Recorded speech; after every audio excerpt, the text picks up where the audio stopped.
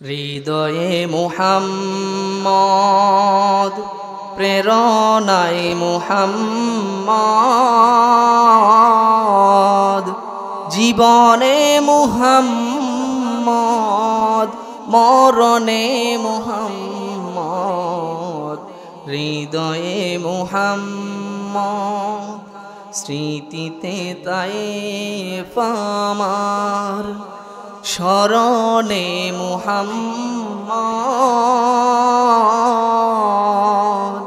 বেদনায় উহুদ আমার, প্রেরণায় মুহাম্মদ।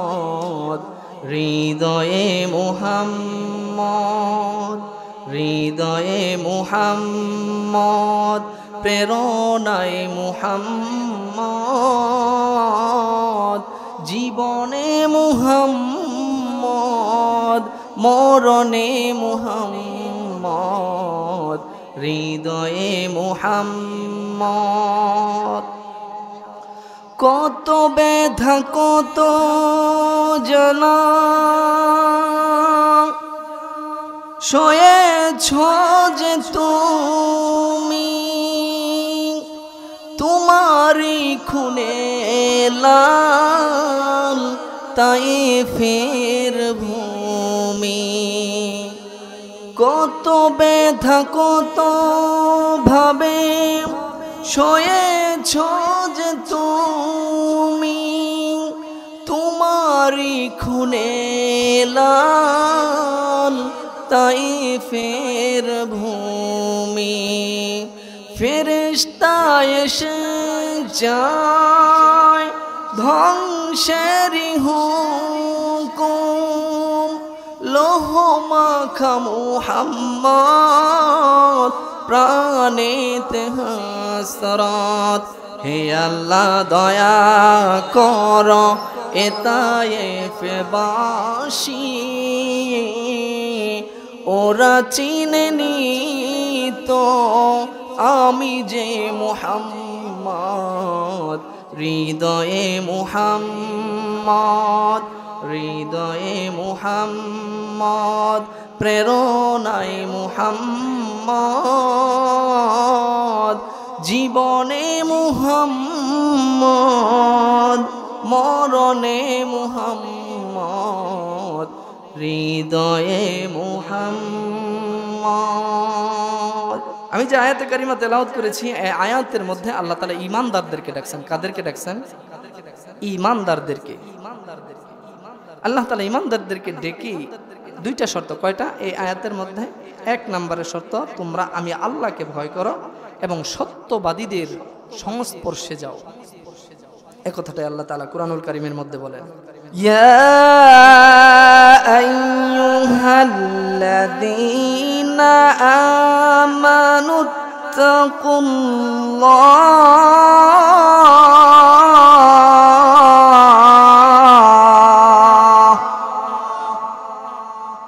ইয়া আইয়ুহাল্লাযীনা আমানুত্তাকুল্লাহ,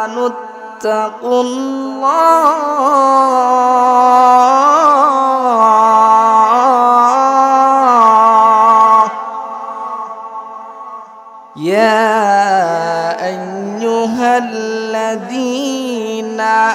আমানুত্তাকুল্লাহা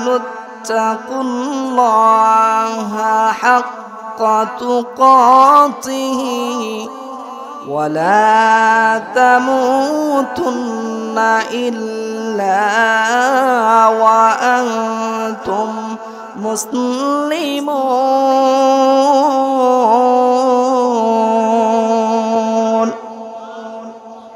আমার আল্লাহ পাক রব্বুল আলামিন কুরআনুল কারীমের মধ্যে ডেকে ডেকে বলে, ও দুনিয়ার ঈমানদারেরা, তোমরা যারা ঈমান আনয়ন করেছো, তোমরা যারা ঈমানের দাবি করো, আমি আল্লাহ তাআলাকে ভয় করো। কি করো? আমি আল্লাহ তাআলাকে ভয় করো। আমি আল্লাহ তাআলার ভয় যার হৃদয়ের মধ্যে এসে যাবে, ওই বান্দা কখনো হারাম করতে পারে না, নামাজ ছেড়ে দিতে পারে না, ওজনে কম দিতে পারে না, ঠিক কিনা? এই জন্য আল্লাহর ভয় আমাদের জীবনে দরকার আছে না নাই? আল্লাহ তাআলা অন্যত্র আয়াতে বলে, আমি আল্লাহকে ভয় করো ও ঈমানদারেরা। আমি আল্লাহর ভয় তোমার কলিজায় জায়গা করে দাও। আমি আল্লাহর ভয় যদি তোমার পয়দা হয়ে যায়, ওই বান্দা কখনো ফজরের নামাজের আজান শুনে বিছানায় শুয়ে থাকতে পারে না, ঠিক কিনা? এক নম্বরের শর্ত, ইয়া আইয়ুহাল্লাযীনা আমানু, তোমরা যারা ঈমান এনেছ, তোমরা যারা ঈমানের দাবি করো, আমি আল্লাহ তাআলাকে ভয় করো। কি করো? ইত্তাকুল্লাহ, আমি আল্লাহ তাআলাকে ভয় করো। ওয়া কুনু মা'আস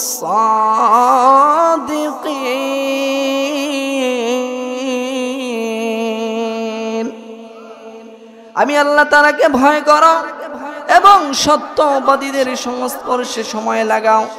যারা দুনিয়ার জমিনে সত্যবাদী হবে, ওই সমস্ত মানুষদের সাথে যারা সময় লাগাবে, এই দুনিয়ার জমিনে পয়গম্বর নবী পয়গম্বরদের জামানায় সব থেকে সত্যবাদী ছিল পয়গম্বররা, ঠিক কিনা? তারপরে হচ্ছে সাহাবায়ে কেরাম, তারপরে তাবিঈন, তারপরে তাবে তাবিঈন, তারপরে আইম্মায়ে মুজতাহিদিন, তারপরে উলামায়ে মুতাআখিরিন, তারপরে উলামায়ে মুতাকদ্দিমিন মুতাআখিরিন। এইভাবে আস্তে আস্তে এই জামানার সমস্ত উলামায়ে কেরাম হচ্ছে আল্লাহর নবীর ওয়ারিস, আর তারাই হচ্ছে প্রকৃত সত্যবাদী, ঠিক কিনা? এই জন্য উলামায়ে কেরাম এত সত্যের জন্য জীবন দিয়েছেন, রক্ত দিয়েছেন, জেল জরিমানা স্বীকার করেছেন, কিন্তু একজন হক্কানি উলামায়ে কেরামের জবান থেকে মিথ্যা বের করতে পারে না। চিল্লা বলেন ঠিক কিনা? এই জন্য ওই সমস্ত উলামায়ে কেরাম, সত্যবাদী উলামায়ে কেরামের সাথে সময় লাগানোর দরকার আছে না নাই? আরো জোরে বলেন, দরকার আছে না নাই? এই জন্য এই দুনিয়ার জমিনে যদি গুনাহ থেকে বাঁচতে চাও বান্দা, এক নম্বরে আল্লাহর ভয় লাগবে। কি লাগবে? এক নম্বরে আল্লাহর ভয়। যার ভিতরে আল্লাহর ভয় আছে, ওই বান্দা কোনোদিন অন্যের সম্পদ ঠকাইতে পারে না, ঠিক কিনা? এই দুনিয়ার জমিনে অনেক হাজী সাহেব আছে, মাথায় পাগড়ি বাঁধে, হাতে তসবিহ, হজ করে, মসজিদ মাদ্রাসায় দান করে, কিন্তু বান্দার হকের ব্যাপারে বড় উদাসীন আছে না নাই? হজ করে আসছে, বোনদের সম্পত্তি সে ঠকায় নিজের মধ্যে রেখে দিছে, ভাতিজা, ওই তিন ভাতিজাদের সম্পত্তি তার মধ্যে রয়ে গেছে, আছে না নাই? যদি কোনো বান্দার ভিতরে আল্লাহর ভয় থাকতো, তাহলে ওই বান্দা এতিমের মাল আত্মসাৎ করতে পারতো না, অন্যর হক নষ্ট করতে পারতো না রে মুমিন। এই জন্য এক নম্বরে আল্লাহ পাক রব্বুল আলামিন ইমানদারদেরকে ডেকে ডেকে বলে, ও ইমানদারেরা, তোমরা আমি আল্লাহকে ভয় করো। আমি আল্লাহর ভয়টা তোমার কলিজায় জায়গা করে নাও এবং সত্যবাদীদের সাথে সংস্পর্শ লাগায়া দাও। আল্লাহ তাআলা কেন বলেন তোমরা আমি আল্লাহকে ভয় করো? আল্লাহ তাআলা অন্যত্র কুরআনুল কারীমের মধ্যে জানায়া দেয়, যদি তোমরা আমি আল্লাহকে ভয় করতে চাও, তাহলে তোমাদের সম্পর্ক লাগাইতে হবে সত্যবাদীদের সাথে, ঠিক কিনা? যদি তোমরা আমি আল্লাহকে প্রকৃতপক্ষে ভালোবাসতে চাও, আমি আল্লাহর ভালোবাসা পেতে চাও, আমি আল্লাহর ভয় তোমার কলিজায় জায়গা করে দাও। যেই ব্যক্তি আমি আল্লাহর ভয় তার কলিজার মধ্যে জায়গা করে নিল, আমি আল্লাহ তাআলা তাদেরকে দুইটা জান্নাতের অফার করলাম। সুবহানাল্লাহ। কয়টা জান্নাত? দুইটা জান্নাত আমি আল্লাহ তাআলা মুত্তাকি আর আল্লাহ ভীরু বান্দাদের জন্য ঘোষণা করে দিলেন। আল্লাহ তাআলা এই কথাটাও কুরআনুল কারীমের মধ্যে সুন্দর করে তুলে ধরেন, ওয়ালিমান খাফা মাকামা রাব্বিহি জান্নাতান। ও দুনিয়ার মানুষ, তোমরা যারা আমি আল্লাহকে ভয় করো, আমি আল্লাহর ভয় নিয়ে চলো। আমি আল্লাহর ভয়ে গভীর রজনীতে গুনাহের পরিবেশ পেয়ে গেছে যুবক, কিন্তু গুনাহ করে না। কেন করে না? কারণ ওই যুবক জানে, আজকে যদি নীরবে নিবৃতে একজন ষোড়শী রূপসী কন্যা আমাকে আহ্বান করেছে, দুনিয়ার কেউ না দেখুক, যিনি দেখেন তিনি কে। আল্লাহর ভয়ে যদি কোনো যুবক, কোনো মানুষ আল্লাহর ভয়ে নিজেকে গুনাহ থেকে বাঁচায় রাখে, আল্লাহ পাক রব্বুল আলামিন বলে, ও বন্ধু, তুমি যদি আমি আল্লাহর ভয়ে গুনাহ থেকে বেঁচে থাকো রে বান্দা, আমি আল্লাহ তাআলা তোমাকে আমার ওলি না বানায়া মৃত্যু দেব না। সুবহানাল্লাহ।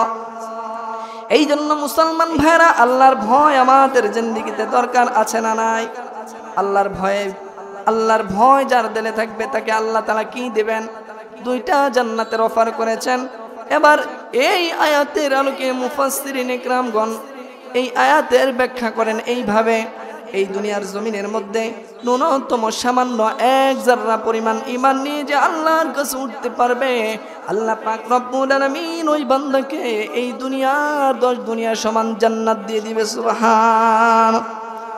এই দুনিয়ার 10 দুনিয়া সমান একজন বান্দার জান্নাত হবে। সেই একজন ব্যক্তিকে আল্লাহ তাআলা দুইটা জান্নাতের অফার করছে। কয়টা? আর জোরে আওয়াজ দিয়ে বলেন কয়টা? দুইটা জান্নাত আল্লাহ তাআলা কিসের বিনিময়ে দিবেন? আল্লাহর ভয়ের বিনিময়ে। ওয়ালিমান খাফা মাকামা রাব্বিহি জান্নাতান।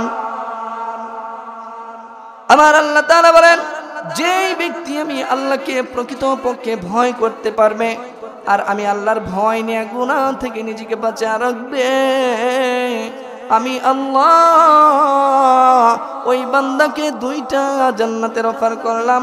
একটা জান্নাত আমি আল্লাহ তাআলা কাল কিয়ামতের ময়দানে পরকালে তার জন্য রিজার্ভ করে রেখেছি। সুবহানাল্লাহ। আরেকটা জান্নাত, তার তো এত জান্নাতের দরকার নাই, কেন দুইটা দিলেন?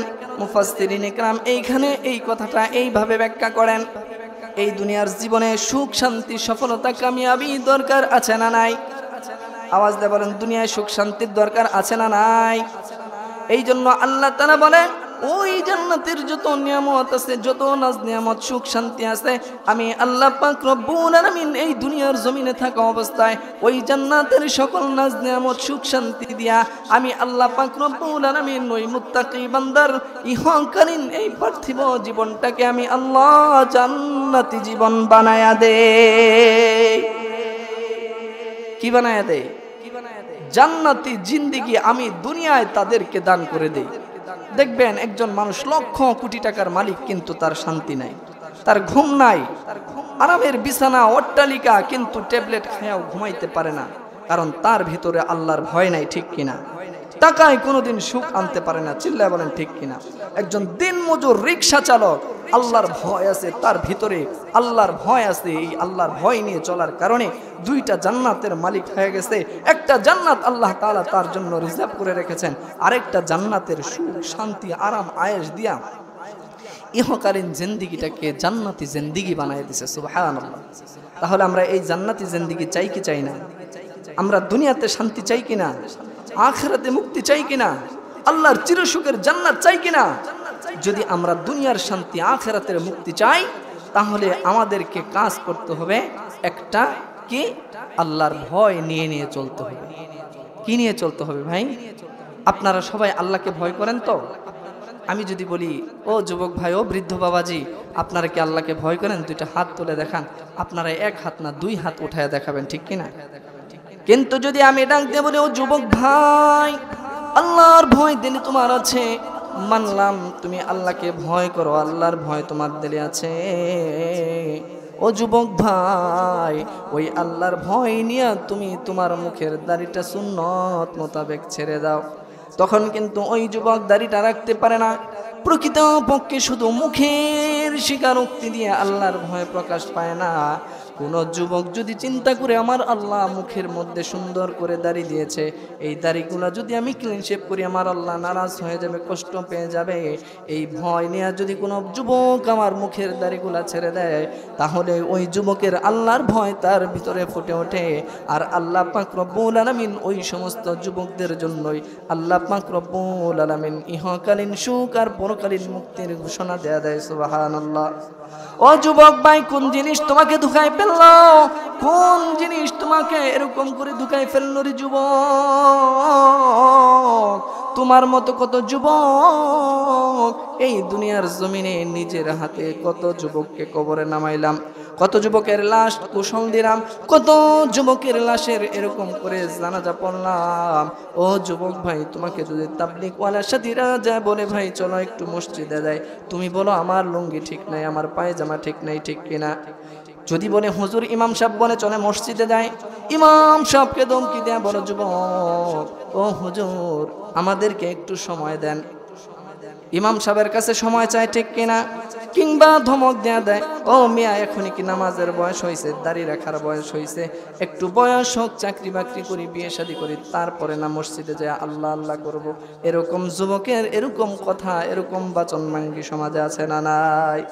ও যুবক ভাই একটু চিন্তা করো, বালিশের সাথে মাথাটা লাগায়া একটু চক্ষুটা বন্ধ করে চিন্তা করুন যুবক। তোমার মতো কত যুবক তোমার সহপাঠী ছিল, একসাথে চলাফেরা করেছো। কত যুবকের লাশ দেখলাম, বুক ভরা আশা নিয়া, চোখ ভরা স্বপ্ন নিয়া তারা দুনিয়ার জমিনে চলতো। সে চিন্তা করতো আমি একদিন বড় হব, বড় চাকরি করব, বিবাহ করব, আমার বাচ্চা কাচ্চা হবে।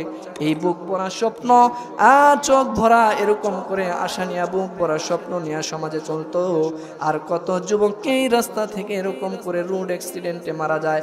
প্রতিদিন ট্রাকের নিচে যুবকের লাশ পাওয়া যায়, প্রতিদিন হার্ট অ্যাটাকের মৃত্যু যুবকদের বিছানায় পাওয়া যায়।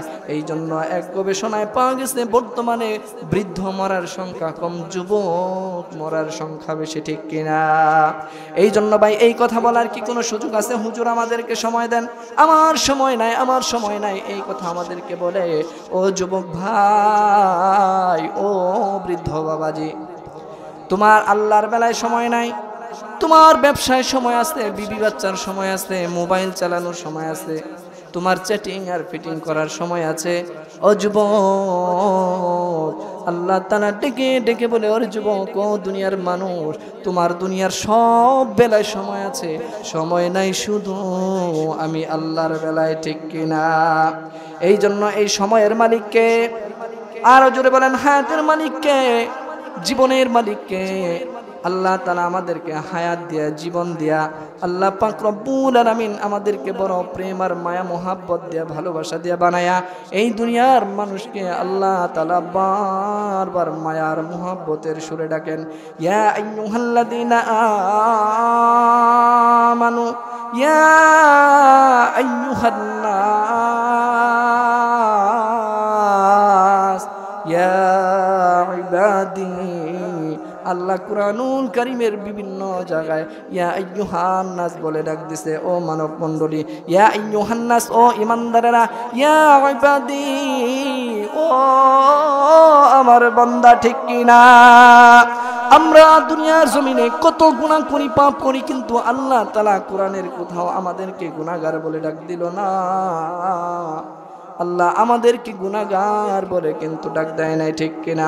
কারণ কিরে মুসলমান, একটা মায়ের যদি 5টা সন্তান হয়, একটা সন্তান যদি চোর হয়ে যায়, বদমাশ হয়ে যায়, পাড়া মহল্লার সবাই তাকে চোর বললে ওই জনম দুঃখিনী মা কিন্তু সন্তানকে চোর বলে না, ঠিক কিনা? সমাজের সবাই যদি দূর দূর করে তারে তাকায় দেয়, দূর দূর করে যদি ঘর থেকে বের করে দেয়, তারা দেয়, ওই মা গভীর রজনীতে এরকম করে বাতি লাগায়া প্রতিটা ঘরে ঘরে যায় খুঁজে, ওরে ও আমার বোন, ভাইরা, আমার সন্তানটাকে দেখছো নি? এইভাবে মা আঁচলে তোলে খাবার নিয়া, লাইট নিয়ে পাড়া মহল্লায় সন্তানকে খুঁজতে থাকে, আছে না নাই? কেন রে ভাই, কেন? কারণ হচ্ছে এই মা 10টা মাস পেটে সন্তান ধারণ করেছে, 10টা মাস মা কষ্ট করে সন্তানকে গর্ভে ধারণ করেছে, মা এরকম করে প্রসবের বেদনা সহ্য করেছে, মা এরকম করে 2.5টা বছর বুকের শরীরের রক্তকে দুধ বানায়া 2.5টা বছর পর্যন্ত মা পান করাইছে, ঠিক কিনা? এই জন্য মায়ের কলিজার মধ্যে এত মায়া, এত প্রেম, এত ভালোবাসা। এই জন্য সমাজের সবাই যদি সন্তানটাকে চোর বলে, বদমাশ বলে তাড়ায়া দেয়, মা কিন্তু ওই সন্তানকে তাড়ায়া দেয় না, ঠিক কিনা? কারণ কিরে মুসলমান, কারণ মায়ের কলিজায় সন্তানের জন্য ভালোবাসা আছে। আমি আপনাদেরকে এই কথা জানাইয়া দিতে চাই, আল্লাহর কলিজায় এই বান্দাদের জন্য ভালোবাসা কম না বেশি? আর জোরে বলেন, মার থেকে সন্তানের, মার থেকে আল্লাহর ভালোবাসা কম না বেশি? হাজার হাজার কোটি কোটি গুণ বেশি। কারণ আল্লাহ তাআলা ডাক দেব, দুনিয়ার মানুষ, আমি আল্লাহ তাআলা তোদেরকে সুন্দর করে বানাইছি, সুন্দর করে বানাইছি, সুন্দর করে বানাইছি। একবার নয়, দুইবার নয়, তিনবার নয়, 4টা কসম খেয়ে বলে, ও তিন ফলের কসম, ও জাইতুন ফলের কসম, ও তুর সিনিন সিনাই পর্বতের কসম, ওয়া হাদাল বালাদিল আমিন, নিরাপদ মক্কা নগরীর কসম, কসম কসম কসম কসম। আমি আল্লাহ তাআলা পরবর্তী আয়াতের অংশে আল্লাহ তাআলা জানায়া দেন, লাকাদ খালাকানাল ইনসানা ফি আহসানি তাকওয়িম।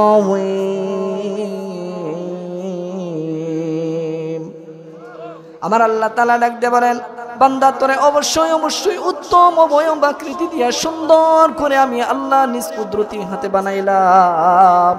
আসমান জমিন লৌহ কলম আরশ কুরসি যা কিছু দেখো, কোনো কিছু কিন্তু বান্দা আমি আমার হাত দিয়ে বানাই নাই, আমার হাতের স্পর্শ লাগে নাই, শুধু আমি আমার জবান দিয়ে কোন বলছি হয়ে গেছে।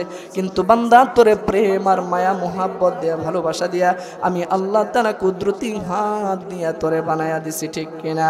এই জন্য আল্লাহ ডাক দিয়ে বলে, ওরে বান্দা তোর মা তোর হাতটা বানায় নাই, তোর মা তোর জবানটা দেয় নাই, তোর নেতা তোর জবানটা দেয় নাই, ওই জবানটা আমি আল্লাহ তাআলাই তোর মুখের মধ্যে সেট করে দিয়েছি। চক্ষুটা সুন্দর করে আমি পৃথিবীর সৌন্দর্য অবলোকন করার জন্য দিয়েছি রে বান্দা। দুনিয়ার এমন কোনো মেডিকেল সায়েন্স নাই আমার মতো এত সুন্দর করে দুইটা চক্ষু দিবে, ঠিক কিনা? এই চক্ষু দিলাম, তোর অবয়ব আকৃতি সুন্দর করে বানায়া দিলাম। এই জবান দিয়ে মারে মা বলে ডাক দাও, মার কলিজা ঠান্ডা হয়। নেতার নামে স্লোগানে স্লোগানে রাজপথ মুখরিত করে ফেলো, আর ওই জবান দিয়ে তুমি এত কিছু ডাকো যার কারণে তোমার নেতা তোমার উপর খুশি হয়ে যায়, তোমার মার কলিজা ঠান্ডা হয়। ওরে বান্দা এত প্রেম নিয়ে, এত মায়া মুহাব্বত আর ভালোবাসা নিয়ে আমি আল্লাহ পাক রব্বুল আলামিন তোরে বানায়া আরশে আজিম থেকে আমি আল্লাহ তাআলা তার জবানের দিকে তাকায়া থাকি। আমি আল্লাহ তাআলা কিন্তু ঘুমাই না, আমি আল্লাহ তন্দ্রাচ্ছন্নও যাই না। আল্লাহ পাক রব্বুল আলামিন এই কথাটাও কুরআনুল কারীমের আয়াতের টুকরা বানায়া নাযিল করে এই বান্দাদেরকে জানায়া দেয়, ওয়া মা ইয়াতিকু আনিল হাওয়া ইন হুয়া ইল্লা ওয়াহিয়ুহা।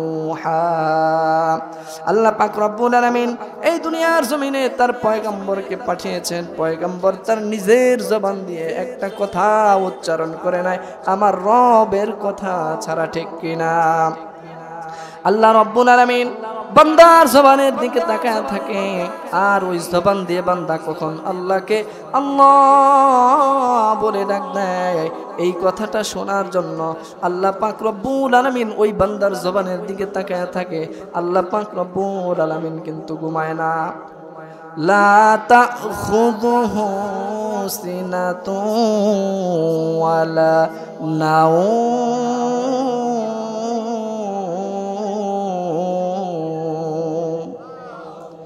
আল্লাহ পাক রব্বুল আলামিন ডাক দিয়ে বলে, বান্দা আমি তোমার জবানের দিকে তাকায় থাকি, আমি আল্লাহ কিন্তু ঘুমাই না। কারণ কি?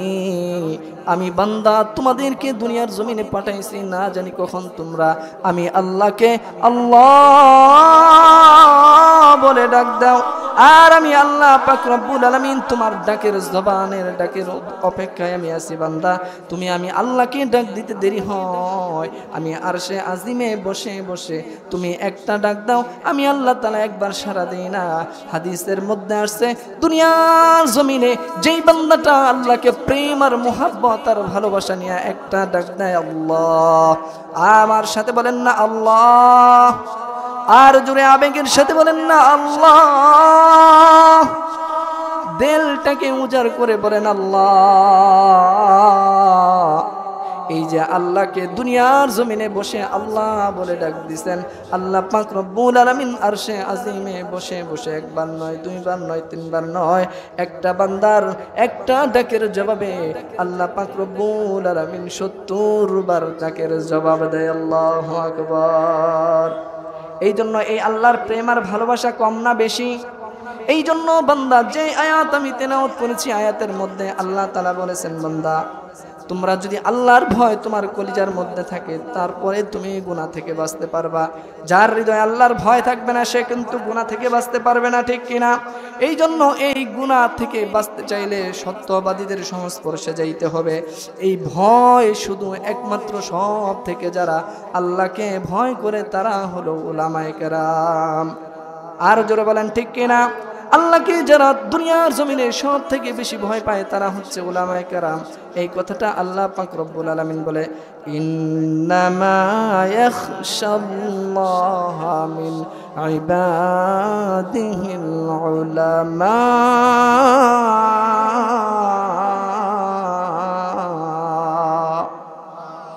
দুনিয়ার জমিনে আমি আল্লাহকে সব থেকে বেশি ভয় করে উলামায়ে কেরাম। আর এই ভয় করনেওয়ালা বান্দাদের সাথে যারা চলবে তাদের ভিতরেও আমি আল্লাহর ভয় পয়দা হবে, আর ওই ভয়ের কারণে এই বান্দা গুনাহ থেকে বাঁচতে পারবে, ঠিক কিনা? তাহলে গুনাহ থেকে বাঁচার জন্য 1 নম্বরের মেডিসিন কি? 1 নম্বরের গুনাহ থেকে বেঁচে থাকার জন্য মেডিসিন ফর্মুলা হলো আল্লাহর ভয়। যার ভিতরে আল্লাহর ভয় থাকবে তার নামাজ ঠিক থাকবে, যার ভিতরে আল্লাহর ভয় থাকবে না সে নামাজ তো পড়বে বাহ্যিক ঠিক, কিন্তু তার মন থাকবে ব্যবসায়, দোকানে, বাড়িতে, ঠিক কিনা? সে সাজদা কয়টা দিছে তার মনে নাই, কোন সূরা পড়ছে মনে নাই। আল্লাহর ভয় নিয়ে যদি নামাজ পড়তে পারো, ওই নামাজটা এত সুন্দর হবে, ওই নামাজ আপনার জন্য সুপারিশকারী হবে, ওই নামাজ আপনার জন্য দলিল হবে, ওই নামাজ আপনার জান্নাতের চাবি হবে, ঠিক কিনা? এই জন্য মুসলমান ভাইয়েরা আমার, 1 নম্বর বিষয় হচ্ছে আল্লাহর ভয় যার ভিতরে থাকবে সে আল্লাহ তাআলার গুনাহ থেকে তত বেশি বেঁচে থাকতে পারবে।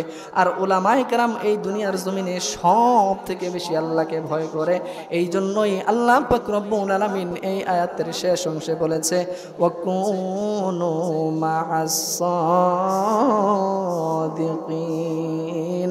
বান্দা তোমরা এই জামানার সত্যবাদী উলামায়ে কেরামের সাথে চলাফেরা করো, উঠা বসা করো, কারণ এই উলামায়ে কেরামের কাছে রয়েছে লাইট, নূর, ঠিক কিনা? আদ-দুনিয়া কুল্লুহা যুলমাতুন, আদ-দুনিয়া যুলমাতুন কুল্লুহা। এই পৃথিবীর গোটা সব কিছু হচ্ছে অন্ধকার। এই দুনিয়ার যা কিছু আছে সব কিছু কি ভাই? গোটা দুনিয়াটা অন্ধকার। অন্ধকারের মধ্যে চলতে গেলে কিসের প্রয়োজন? আরো জোরে বলেন, কিসের প্রয়োজন? এই দুনিয়ার জমিনে যদি তুমি চলতে যাও এই অন্ধকারচ্ছন্ন গুনাহের অন্ধকারে যদি তুমি চলতে চাও রে বান্দা, তাহলে তোমাকে আলোর প্রয়োজন হবে। আর এই আলো কোত্থেকে বাবা? এখন আমাদের জীবনে আলোর দরকার আছে না নাই? আলোর যদি দরকার থাকে, দুনিয়াটা যেহেতু গুনাহের অন্ধকারে আচ্ছন্ন, সুতরাং এই দুনিয়ায় চলতে গেলে আমার আলো লাগবে, আলো। আল্লাহ পাক রব্বুল আলামিন তার পয়গম্বর জানায়া দেয়, আল্লাহর নবী বলেন, আল ইলমু নূরুম মিন ইলাহ। ইলম হচ্ছে নূর, ইলম হচ্ছে নূর, ঠিক কিনা?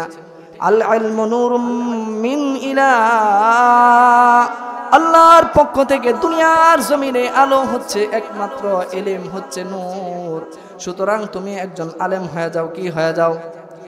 আলেম হওয়ার দরকার আছে না নাই? কারণ কি, গোটা দুনিয়া কিন্তু, গোটা দুনিয়াটা কিন্তু অন্ধকার, আর অন্ধকারের মধ্যে চলতে গেলে আলোর প্রয়োজন। আর এই আলো রয়েছে উলামায়ে কেরামের কাছে, ইলমের মধ্যে। সুতরাং তোমরা ইলম অর্জন করে আলো অর্জন করো।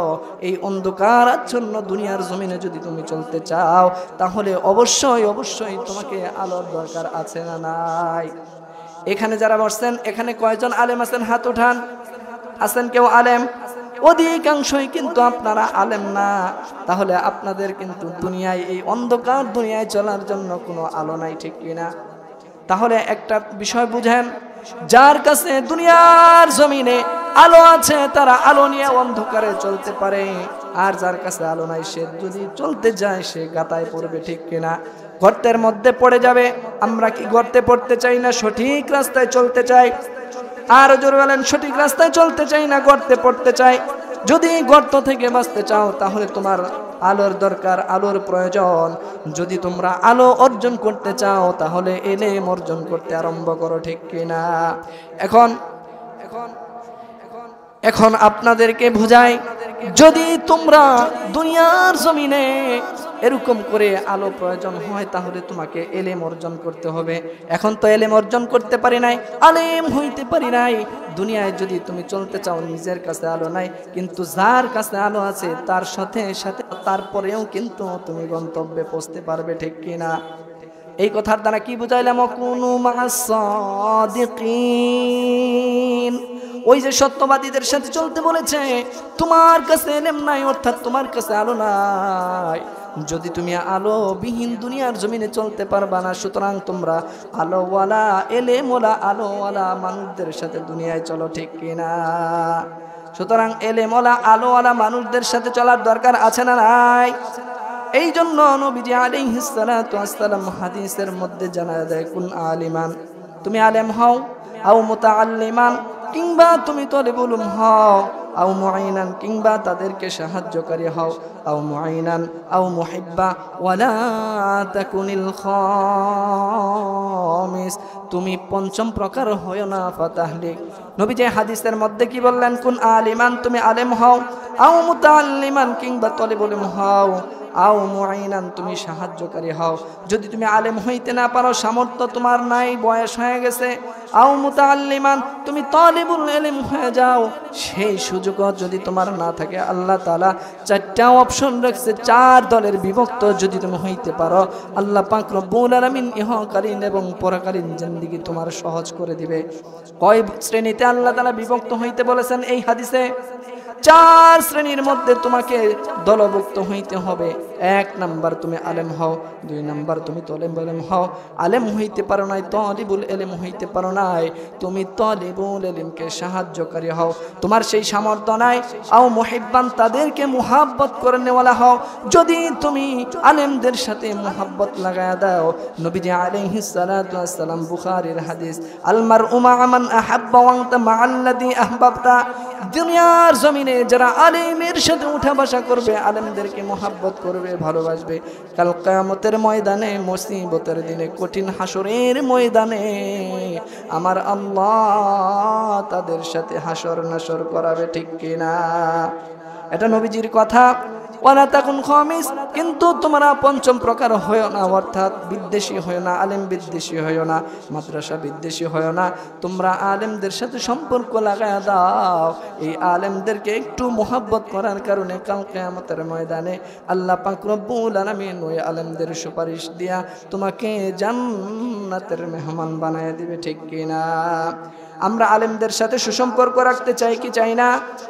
আর জবান চাই কি চাই না? এখন কিন্তু আমাদের আলেম হওয়ার সুযোগ নাই, তলিবুল ইলম হওয়ার তেমন একটা সুযোগ নাই। আমাদের কিন্তু এরকম করে সামর্থ্য আছে, যতটুকু পারি উলামায়ে কেরামকে সাহায্য করা, দ্বীনি মার্কাজকে সাহায্য করা। একজন তলিবুল ইলমকে যদি সাহায্য করি, ভালোবাসি, আমার সামান্য ইখলাসের সাথে যদি সামান্য কিছু দিয়েও যদি আমি অংশগ্রহণ করতে পারি, কাল কিয়ামতের ময়দানে একজন আলেমকে যখন আল্লাহ তাআলা ভিআইপি পারসন হিসেবে তাকে জান্নাতের টিকিট দেওয়া হবে, আর আপনি এই এলাকার একজন ছাত্রকে সহযোগিতা করেছেন, আর ওই হাসরের ময়দানে যখন হন্য হইয়া তন্ন তন্ন করে এরকম হাসরের মধ্যে ঘুরতে থাকবেন, তখন দেখবেন আপনার এলাকার একটা সন্তান এখানে পড়াশোনা করত, ওই সন্তানটা এরকম বিশাল এক কাফেলা নিয়ে জান্নাতে যায়। এই দৃশ্য দেখার পর ওই মানুষটা ওই কাতারে যায় দাঁড়ায় যাবে, বলবে, আসসালামু আলাইকুম, ও আল্লাহর বান্দা, কোরআনের হাফেজ আলেম, আমি ওই এলাকার মুরব্বী, তোমাকে আমি একদিন সহযোগিতা করেছিলাম, এক বদনা পানি উঠায় দিয়েছিলাম, আমার এই এক বদনা পানি আর তোমার জুতা সোজা করার উসিলায় আমাকে আজকে একটা জান্নাতের টিকিট দিয়ে দিতে হবে। এটা কিন্তু আসলে কোনো বিষয় না, এটা হচ্ছে আমার আল্লাহ তাআলার বাহানা। বান্দাদেরকে মাফ করার জন্য আল্লাহ এরকম করে বাহানা তালাশ করবেন। আমরা এই বাহানা গ্রহণ করতে রাজি আছি না নাই? ও মুসলমান ভাইরা, যে কথাটা বলতেছিলাম, হাদিসের মধ্যে নবীজি বলেন, ইদা উদিয়াল মাইয়িতু ফি কবরিহি জাআল কুরআন ইনদা রাসিহি। এই দুনিয়া কিন্তু থাকার জায়গা না, এই দুনিয়ার জমিন থেকে আমাকে আপনাকে সবাইকে চলে যেতে হবে, ঠিক কিনা? এই দুনিয়ায় কেউ থাকতে পারে না, কেউ থাকতে পারবে না। টাকার বলে, ক্ষমতার বলে, সম্মানের বলে দুনিয়ার জমিনে কেউ টিকতে পারে না, আমি আপনিও টিকতে পারবো না, ঠিক কিনা?